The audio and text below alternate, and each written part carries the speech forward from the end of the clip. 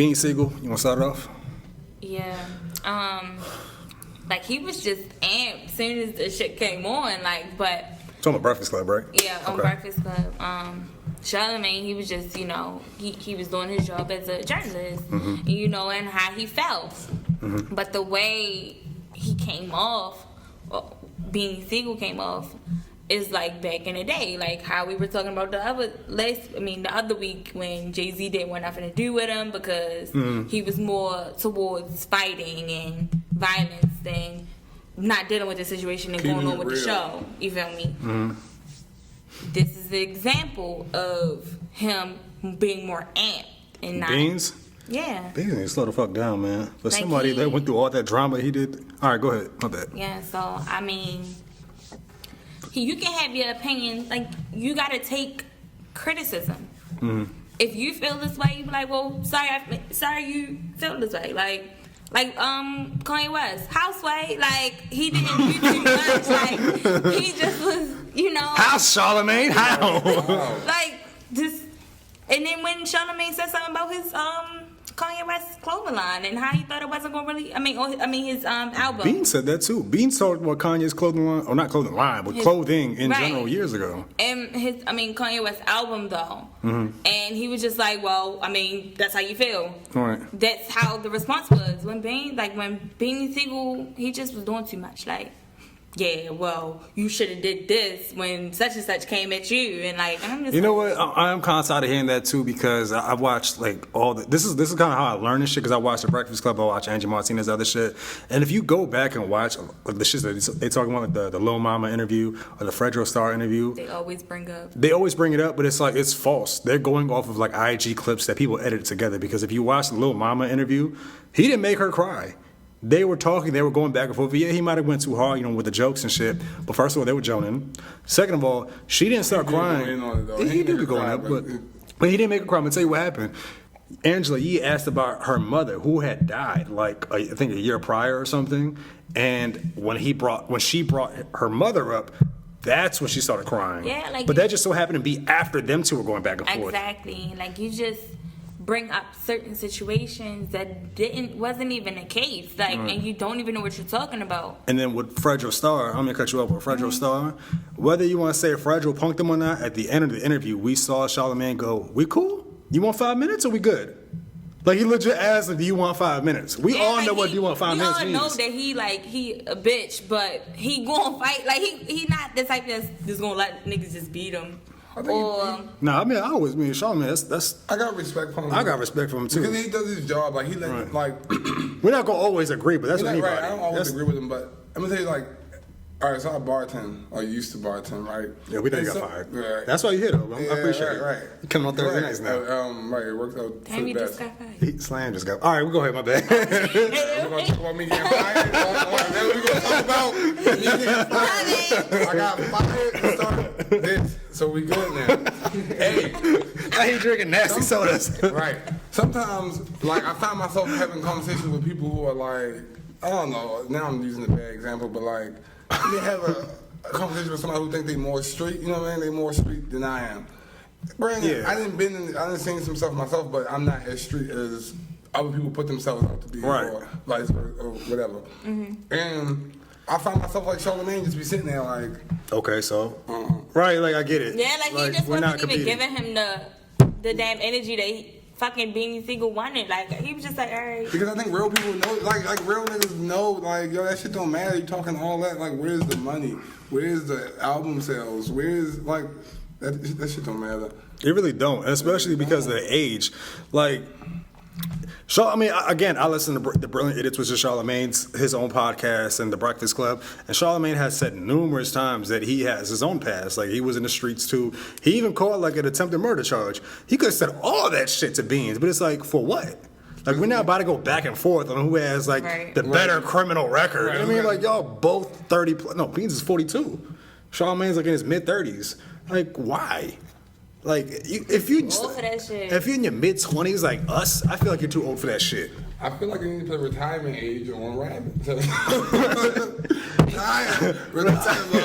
I wouldn't say on rapping, but maybe gangster rap. If you're still pressing on a certain subject that you did 10 years ago, For what?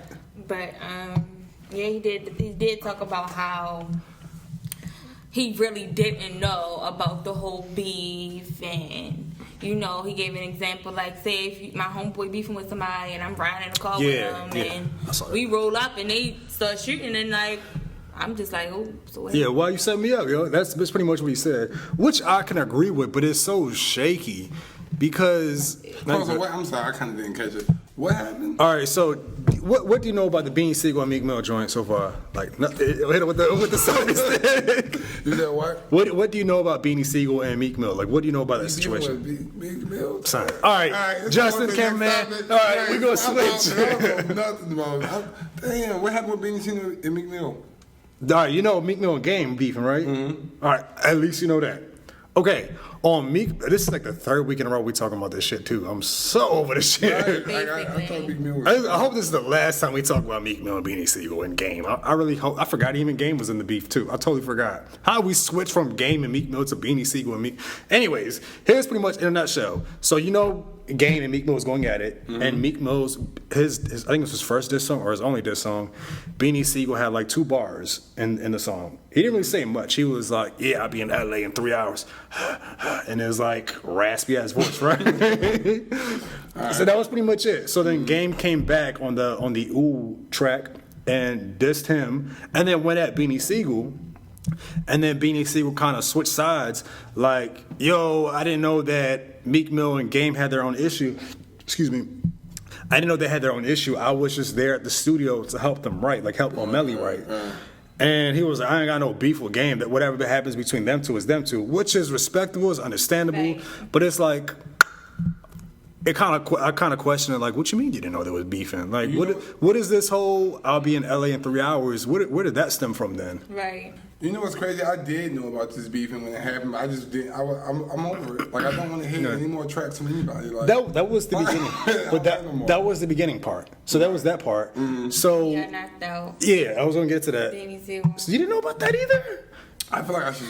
You know what's Over crazy? you. I feel like I should step out. You know what's crazy too? What? Was that Beanie Sigel was here in Baltimore the day before he got knocked out, because when I was doing my podcast, the podcast with Kat, she actually bumped into Beanie Sigel, and you was there too, at the Coast to Coast. The next day he got sucker punched. That's crazy how life is like that, right? Like, we were just talking about beans and shit. So again, after that shit was going on, I think him and Game kind of, they didn't really squash it, but they talked it out like, yo, you know, you and me, we've been boys for like 10 plus years or whatever. Like, I got nothing against you. Whatever happens between you and Meek Mill is between you and Meek Mill.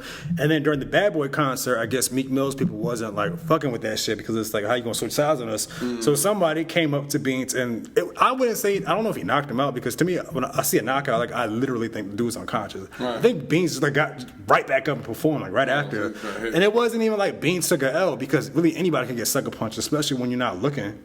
You know what I mean? He came from the blind side and like knocked his ass on the ground. And that's all we saw. So he got punched, and I guess that's where this whole thing came from. So after that, he jumped on another podcast called Taxstone, and he was just spewing. He was just going there talking about, yo, Meek Mill not the guy that y'all think he is. I could say all this crazy shit that y'all wouldn't even know. Like, you know what I'm saying? Like, he not this street guy like y'all think he is. I've been in the streets doing this and that, when Meek Mill was just trying to get on as a rapper. Blah, blah, blah. This shit is deeper than rap. And when you want to talk about rap, like, I'm a better rapper than you. Like, he was just going on for like 2 hours. Here's my thoughts. And this is in life. And you know, rappers got it the same way.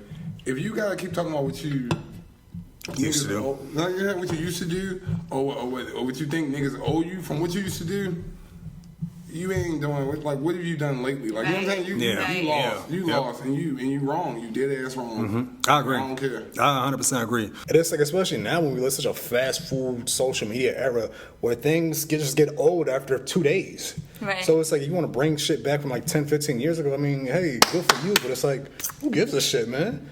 Especially Beans talking about all these other shootouts and shit like that. This was years ago. And it's kind of embarrassing because you were still grown years ago. Still being a clown. I wouldn't even call him a clown. I just feel like he's lost.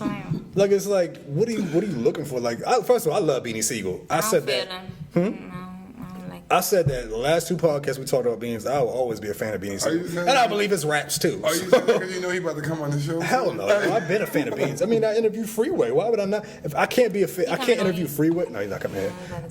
I can't interview Freeway What you gonna do? and not right. You gonna learn how?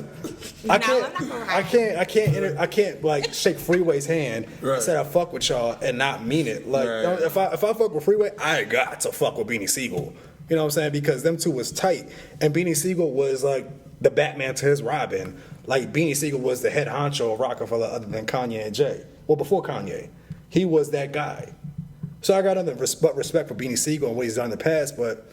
You're right. That shit is done in the past. Like, what are you doing now? And there's no disrespect because I mean I don't really care to hear another Beanie Sigel project. I haven't heard a Beanie Sigel project in like over 5 years.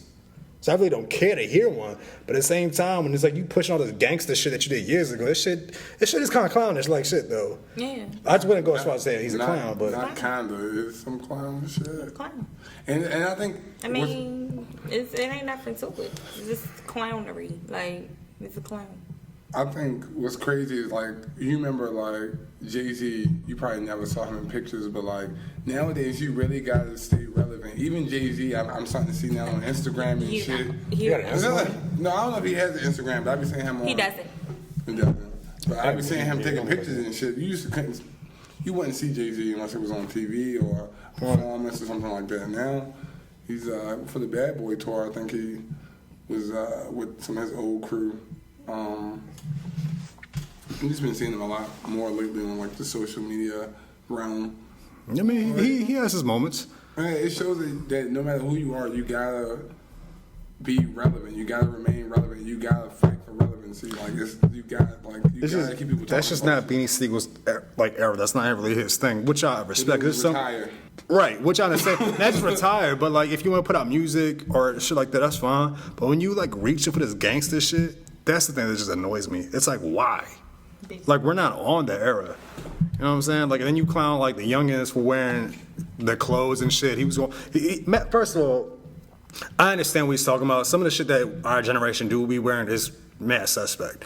But that's them. You do you. This is why go off on it. When Beanie Sigel was in his prime, they had state property. I remember being 15 and looked at crazy because my t-shirt went down on my kneecaps. And, you know what I'm saying? Like the sleeves was like down on my fucking forearms. We look like fucking idiots. So it's like, come on now. Every generation has their time.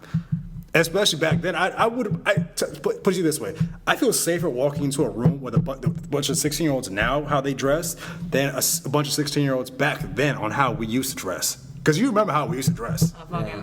A fucking mess, but it was a little more intimidating too. Right. You wearing jackets like 5 times your size and shit. Y'all remember those At least songs when they used to come out with the shirts like the white tees, yeah. That shit was real. I want to say because at least you know if somebody's wearing tight ass jeans, you know they're not. You can't hide nothing in there. So you can't hide nothing in there. So it's easy. Back in the day, you never know what a motherfucker was packing though. Here's my thing about all the tight clothes and shit people wear. I'm all for like